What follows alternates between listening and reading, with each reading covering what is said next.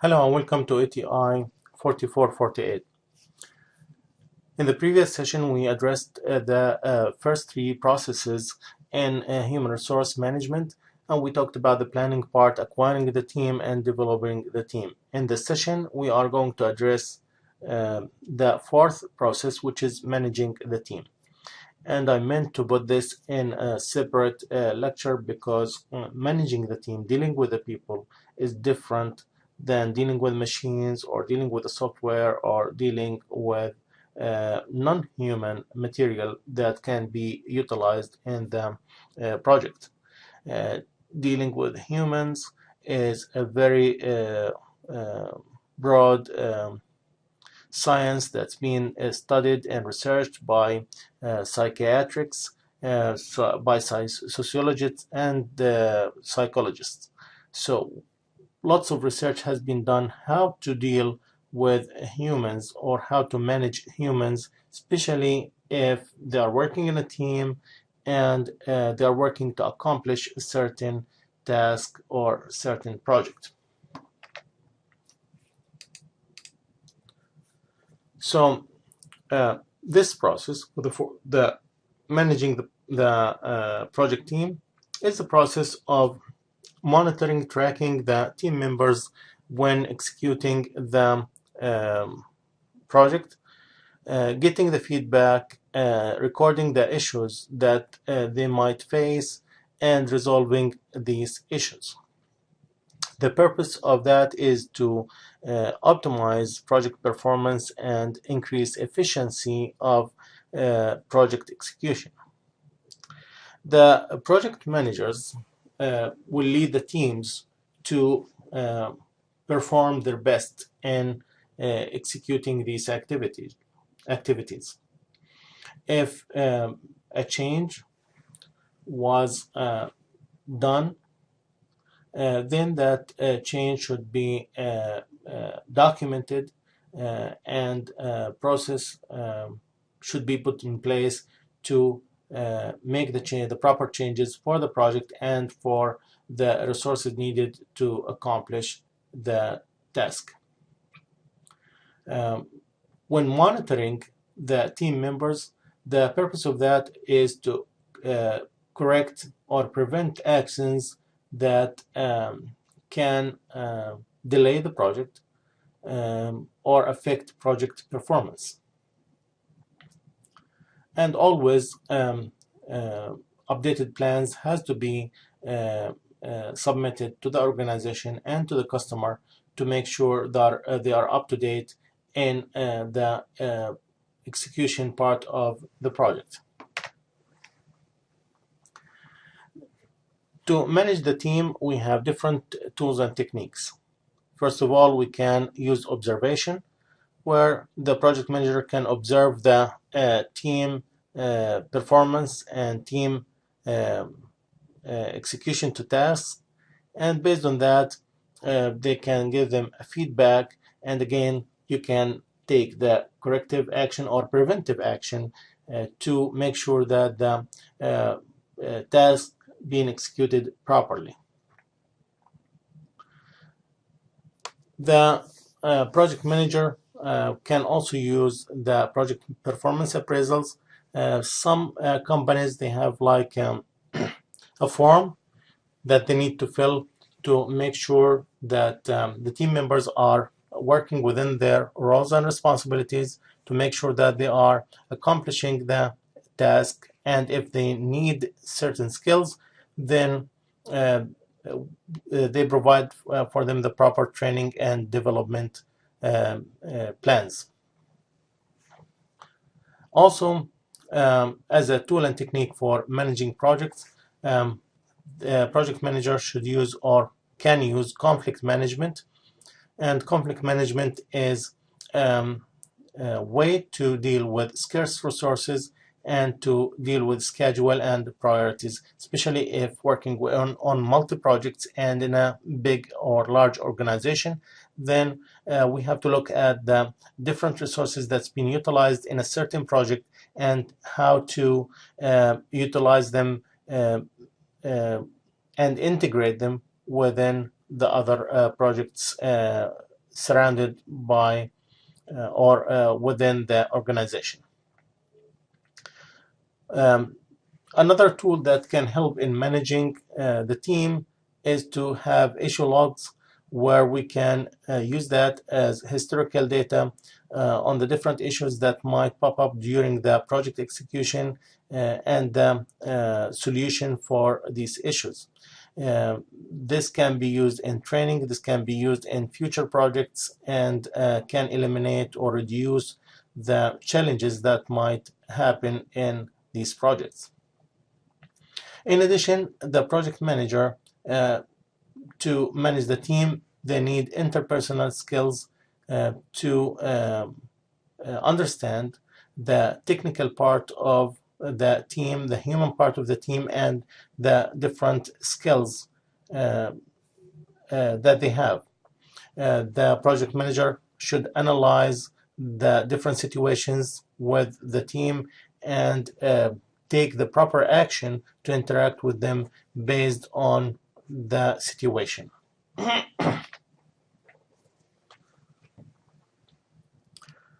For conflict management, there are certain characteristics for this process. The conflict is natural, and it forces the search for different alternatives. We have to expect that in a team, when managing the team, there should be or can be a conflict due to the different point of views for the team members. In doing that, everybody has to be open-minded and try to resolve the conflict and not to blame others. The resolution should focus on the issues and not the different personalities involved in that issue. In addition, it should focus on the present and not on the past. Again, we are not trying to blame anybody, but we are trying to resolve the issue. So blaming is not the solution. Actually, we should move forward, look at the future, look at the present, what do we have now, and how we can solve it to accomplish the activities that we have. The different factors that might influence the conflict resolution: the intensity of the conflict or the importance of the conflict, the time that need to for that conflict to be resolved, the position taken by the different players, which side of the conflict or which opinion they support, the motivation to resolve the conflict. Are you looking for a long-term solution or a short-term solution? And most of the time, the long-term solution is the one that's recommended.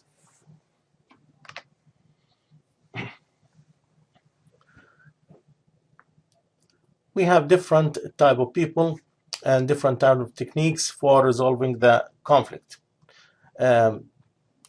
We might withdraw or avoid, and that's not recommended. That's one of the alternatives, but again, that's not recommended to avoid the conflict and try to withdraw from the solution. You can smooth or accommodate, but that's a win-lose situation. If you can accommodate other people and try to satisfy them, the same for compromising, then you might compromise your side of the story, your part of the action, and that's not good. So it's a lose-win situation. You can force your opinion by pushing your point of view on others, and that's not also recommended, because that might lead to the failure of the project.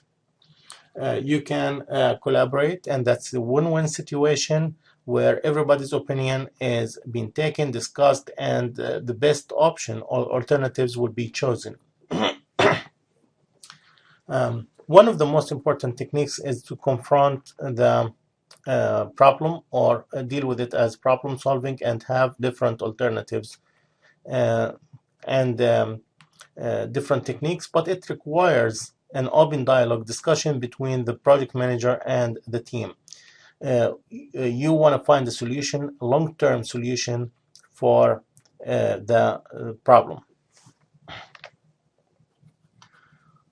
Using software can assist the project manager in managing the resources. It can assist in developing the resource assignment matrix and the resource histograms. From there, just by looking at the software and the graphs and the matrix, you can look at the different resources, which task been assigned to, and you can look at the underutilization or overutilization of a resource. You can level these resources, and you can see the different percentages for the scarce resources that you need for your project.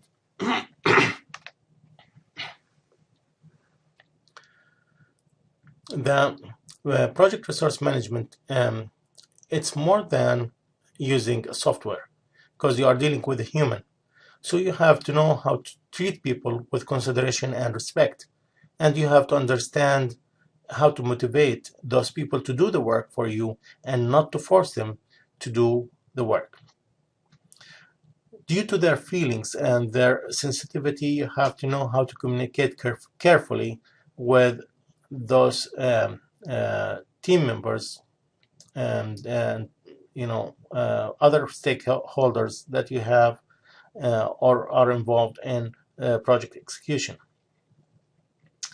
Most of the time, the project manager should focus on the goal of enabling the project team members to deliver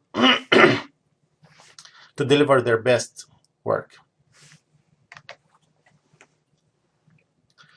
Since we are talking about team management and dealing with people and the different personalities that we will be dealing with, their sensitivity, their nature of being human being that needs respect and appreciation, you can see that lots of research has been done in this area, whether from a psychiatric type of research or psychologist or sociologist. They look at the different factors and different ways to deal with people. And they found that there are 4 areas, important areas, that's related to project management and resource management. Based on that, some researchers created theories, created some factors, or listed some factors to establish the relation or to guide the way to manage people. There are some motivation theories, there are influence and power theories and recommendation, the effectiveness recommendation, and professional and ethical behavior with the team. So if we look at the motivation, and this is a very important factor to that can participate in the success of the project and success of team accomplishment, we can identify, or the researchers can identify, 2 different kinds of motivation: an internal motivation and external motivation. The internal motivation, it's from the person himself or herself, and it's called intrinsic. The intrinsic motivation, it's the enjoyment of doing the work by yourself and the accomplishment of that work.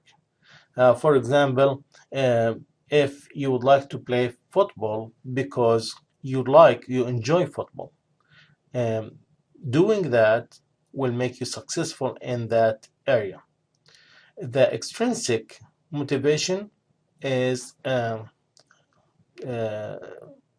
motivation or outside external motivation, motivational factors that affect or that cause people to do something either for reward or for punishment. And exactly the same, when you are dealing with your kids and you are forcing them to or you're gonna ground them if you do something wrong, and you're gonna reward them if they do something right. Sometimes the reward and penalty is not the solution. The motivation has to be from the inside, from the person himself, and that's more motivation to accomplish than the external motivation. One of the theories for Abraham Maslow, which argued that human beings possess unique qualities that enable them to make independent choices, thus giving them control of their destiny. Maslow actually developed a hierarchy of needs, which states that people's behavior are guided or motivated by a sequence of needs. If you satisfy these needs, then you don't have any more motivation to go for. But if you still have a certain specific goal, the more goals, the more specific you are, the more you are concentrated or focused, you are motivated to accomplish and get to that goal. Actually, this drawing shows how when you have high needs, high motivations, or um, uh, you have a goal, a certain goal, specific goal, then you have motivation to reach to that goal. The more you are satisfied, then no longer you are motivated to accomplish anything. Herzberg, on the other hand, um, uh, he said that the factors that affect the people are, or the workers, are two different factors. It might be motivational factors or hygiene factors. If we are looking at the large salary and the capability to have power and supervision, more supervision on other people, that might attract workers, might attract people to get a certain job, but um, might cause dissatisfaction. They are not motivators for the workers to do more work. Actually, they might affect their performance. And there are other motivational factors which are related to achievement and recognition by having responsibility, different responsibility, and then achieving that responsibility or achieving that task, which will make them advance and grow in their job. McClelland, on the other hand, was talking about the different people that might be involved in a team. Some of them are achievers that can accomplish things. Some of them, the affiliators that needs a harmonious relationship and need to be to feel accepted by others. In this case, the managers has to keep on, uh, not rewarding, but at least um, um, supporting them and providing them with the proper uh, uh, uh, push to finish the project. So they would like to hear always the compliment from their managers to their achievement. And of course, the power people, the people that needs or desire to have personal power, which is not good, um, or sometimes it's institutional power, which is good for the organization, but not good for the team.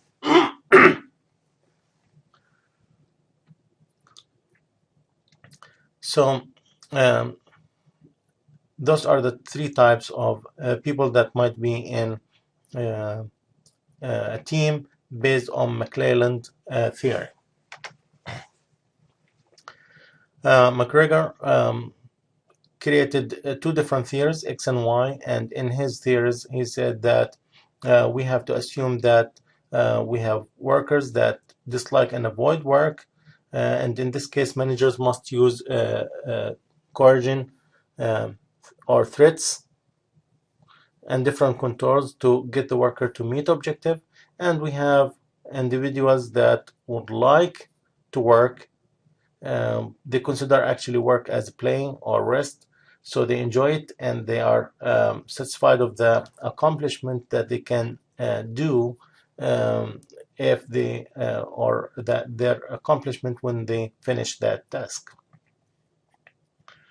Um, in 1981, William Ochi added theory number Z to the two theories X and Y by McGregor, and he said that actually we can motivate workers, or we can approach the motivation of a worker by emphasizing on the trust that we give him and the quality of their work, and making a collective decision making. So they're just taking their opinion of what kind of decision we should take, in addition to emphasizing on the cultural values for the workers or for the team. In addition, we have Thaman and Wallmans, and they stated different ways that can influence the projects. The project manager can be authoritative, can give assignment, they can look at the budget or promotion or money and give the proper promotion for the worker, or the proper pay increase, maybe benefits. Look at the different funds that they have and authorize some of these funds to the project to make sure that they accomplish the project. So either by using these ways, or by authority, their authority, or by assignment. They can also use penalty, enforce punishment on the workers because they didn't finish the work. And they can use work challenge, where they challenge their employees and workers to do the job and finish it within time, within budget. So it's more of a challenge rather than penalty or enforcement. They can use their expertise as a project manager with maybe longer knowledge of the area to assist and train their employees to accomplish the task needed. They can also use friendship, which gives them the ability to establish a good relationship between the team members, in addition to the relationship with the project manager. From looking at the different factors or the different ways that can influence the project, you know that using the expertise and work challenge will lead to a successful project execution and accomplishment for the tasks within that project, which leads to a satisfied customer.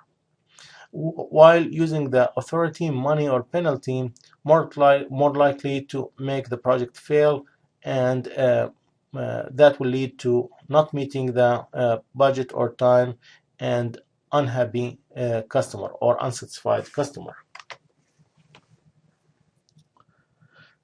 For the power, it's a potential ability to influence the behavior to get people to do things, but we have actually 5 types of power. You can have the power which is legitimate power or authority that's been assigned to you as a project manager, but also you can have power as an expert. Yes, project manager, but still, because you are an expert, that's why you got assigned to be the project manager. You can use a reward power, and you can use referent power, and then you can use the coercive power. So most likely, as said before, when you have expertise, the expert power is more likely to be successful than just a reward or penalty or punishment power.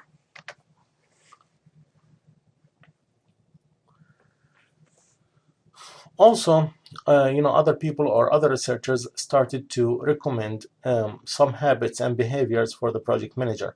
One of them is Covey's, and he recommended 7 habits for the project manager that can lead to a successful execution for the project. to be proactive with the team, to begin with the end in mind, and to put first things first, and then use a win-win thinking. Seek first to understand, then to be understood. So they have to understand their team members, their situation, and after that, they will understand the project manager point of view and his situation. Use synergy or synergize the team, sharpen the saw, and start working on the execution of the project. One of the main characteristics of the project manager is to be empathic listener. They have to listen.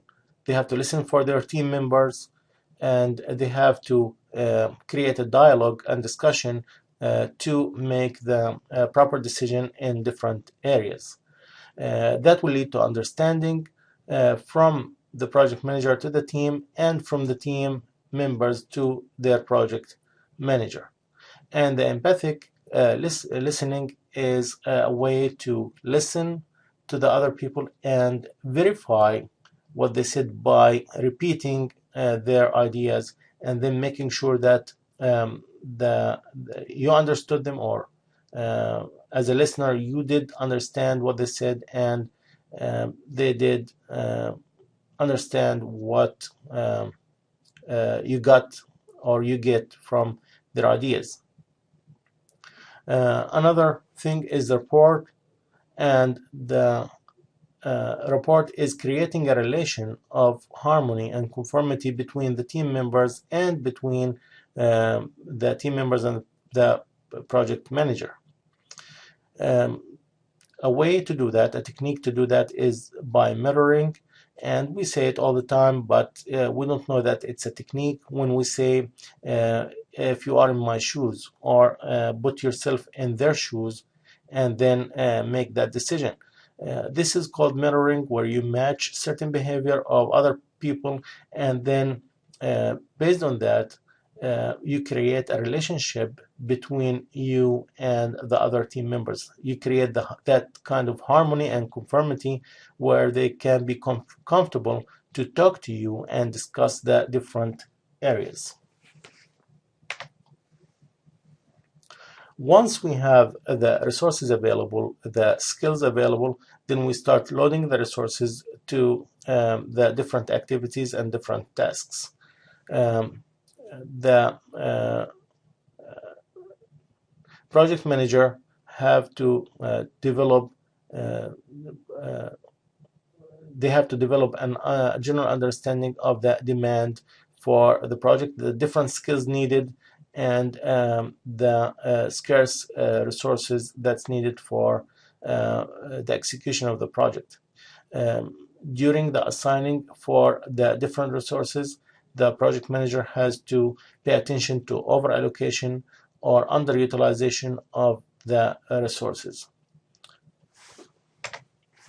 This is an example of over allocation for one of the workers, Joe, in this example, and we can see that the proper allocation was 100%. He has been over allocated in during the project execution to 200% and 300%, and that's a lot of work that can be assigned to one person if they're not or they don't have the time to do that. If we have an over allocation or underutilization or overutilization, then we can use what's called resource leveling. And resource leveling is a technique that can resolve these issues and the conflict between the different resources during the execution of a project.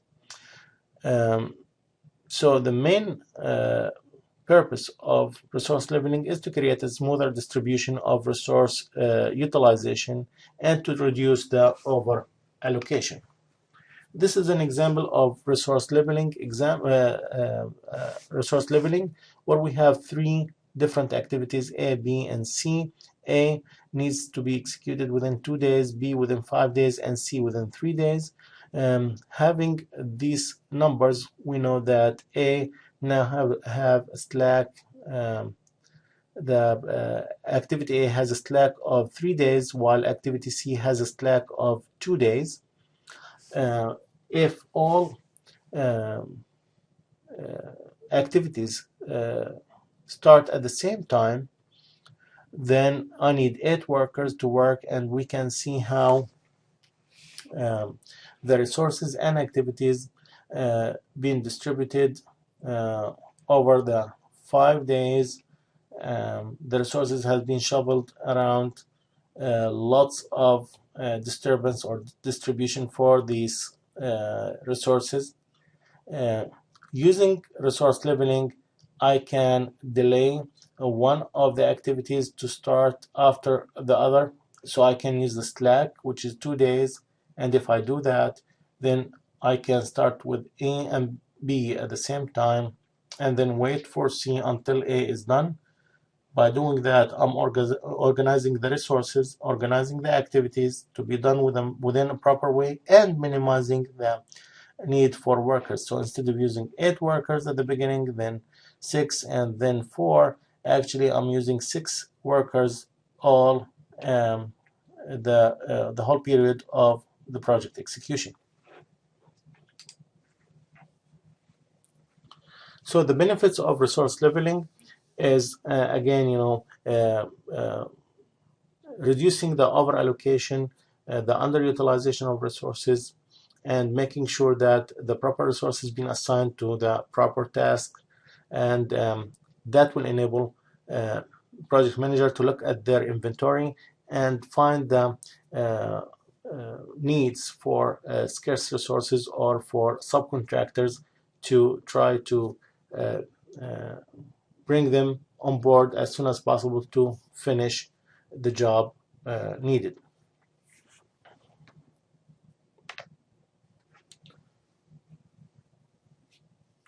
As end for this lecture, I can go over general advice for the teams, whether for the project manager or for the team members. We can say that you have to be patient with your team. You have to fix the problem instead of blaming other people, and you have to establish regular, effective communication between you and the other team members. And of course, we are emphasizing that for the project manager. The project manager or the project leader should establish a good channel for communication and good way of communication between him or her and the team members. They should allow time for teams to go through the basic team building stages and the skill development to acquire the proper skills and the proper development they need for the execution of the project. And if the size of the team can be limited, would be better, because the less people that you have to manage, the better the project execution is. Not less than 3, but not more than 7 is recommended. The project manager has to plan social activities to help in building the rapport for the team, building the relationship, building the harmony and conformity between the different team members and the project manager. The team member or the project manager has to stress on the team identity, working as a team, accomplishing as a team, and creating the relation of the team. The project manager should nurture team members and encourage them to help each other. He or she should support them to accomplish what they want and develop their skills and their capabilities. The project manager should take additional action to communicate with the virtual team, especially the people who's very far that cannot come to meet face-to-face with the team members. Um, uh, they should be supported to at least create a relationship and involve them with team activities exactly the same as if they were in the place. And that can be done through the current technology, webcams, phone conferencing, or other ways of communication that can create such spirit between the team members. That will be all for the session. If you have any questions, please email it to me. Thank you.